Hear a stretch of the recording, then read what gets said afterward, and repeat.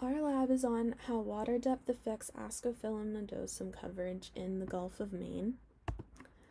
The organism studied was Ascophyllum nodosum, which is a type of seaweed with many bulbs, typically found on shores, and it's a type of brown algae.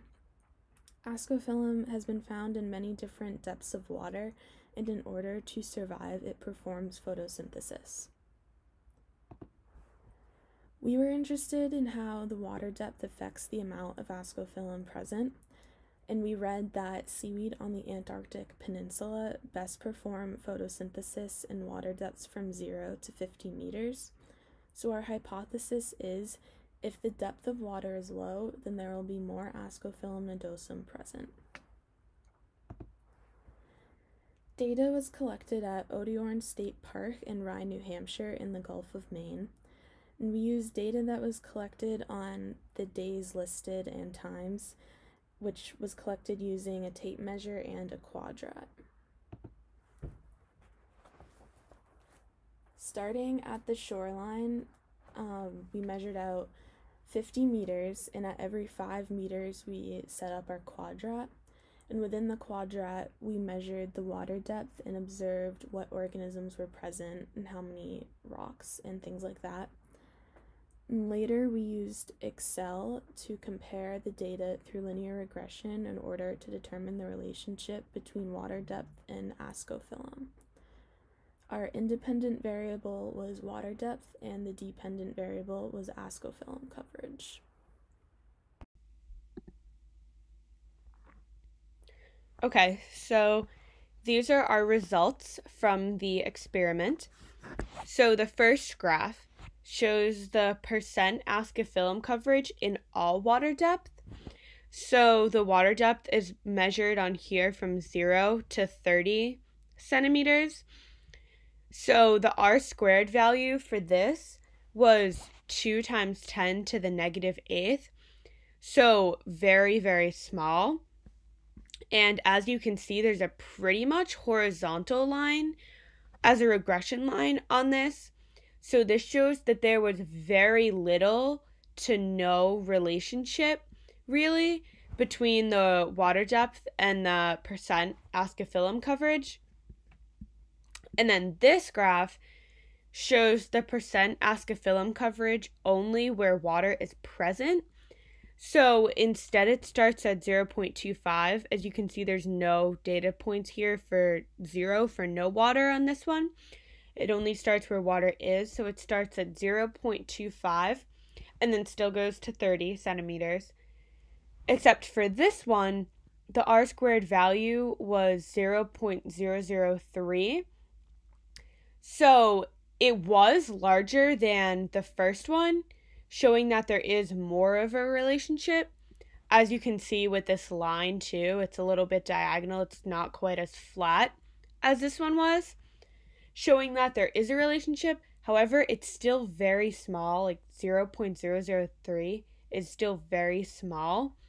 So it shows that there was a very little, almost no relationship between the water depth still and the Ascophyllum percent coverage. This graph shows the average Ascophyllum coverage per centimeter of water.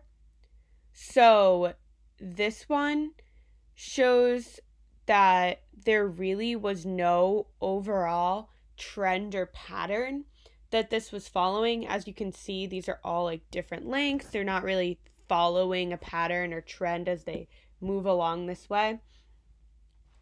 Like 15 centimeters does have the highest Ascophyllum percent coverage.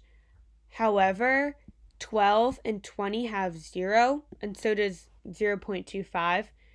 So again, it's just showing that there really is no trend. There's no overall trend that this is following.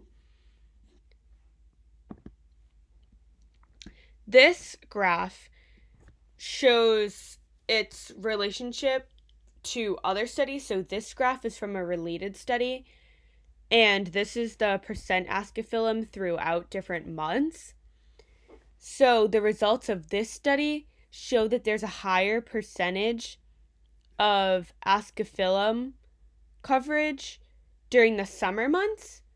So to compare these results to our experiment, our study, these results would support the original hypothesis that there would be a higher percentage of Ascophyllum coverage in lower water depths, because this shows that more sunlight, so stronger sunlight in these summer months, also correlates with higher Ascophyllum coverage.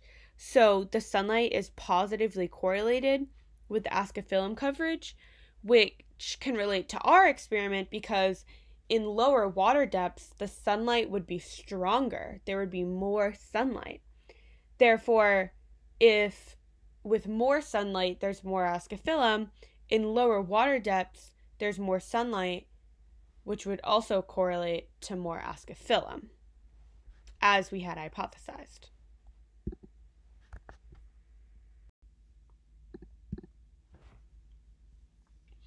In conclusion, it was hypothesized that if the depth of the water is lower, then there will be more Ascophyllum nodosum present. And through this experiment, through our study, this hypothesis was not supported, as the data and results from this showed that there was little to no correlation between water depth and Ascophyllum coverage. Our data, our results showed that, like on those graphs, it showed that with the horizontal line, with the very small r² values, that there was really little to no correlation between these two variables. The graph also showed that there was no pattern, no overall trend that this was following, which again reiterates that there really was little to no correlation between the water depth and the Ascophyllum coverage. They don't really seem to be affecting each other. So takeaways from this overall is that the Ascophyllum would grow regardless of water availability. And this also makes sense because it's an ancient and hardy plant. So it's been around for a very long time. And it needs to be able to adapt to different conditions, especially where it's found. This was in the Gulf of Maine. This has very low tides and also very high tides. So the amount of water that the Ascophyllum is surrounded in changes even just throughout the day as the tide moves in and out. Therefore, the conditions that it's living in is changing, and it needs to be able to adapt to this in order to survive. Because if it couldn't deal with this, it would not have survived, especially this long, as a species. And it also wouldn't be able to survive in this specific environment, in such an environment where it is constantly changing. It needs to constantly adapt to different conditions.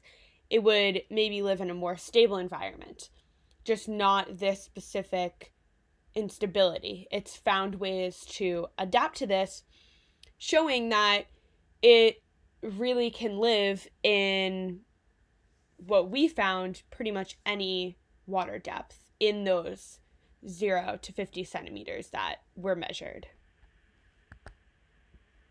Possible errors in our lab could be from how different people in other groups measured water depth and percent coverage in Ascophyllum. And to reduce this error, if we were to do the lab again, everyone can use a ruler to measure the water depth precisely instead of having everyone do it based on their own judgment in a different way. To further investigate this topic, we could look at how much fucus is present because it fights with Ascophyllum for space. And there are many factors that affect Ascophyllum coverage, and we could look closer at these different factors. And these are our references.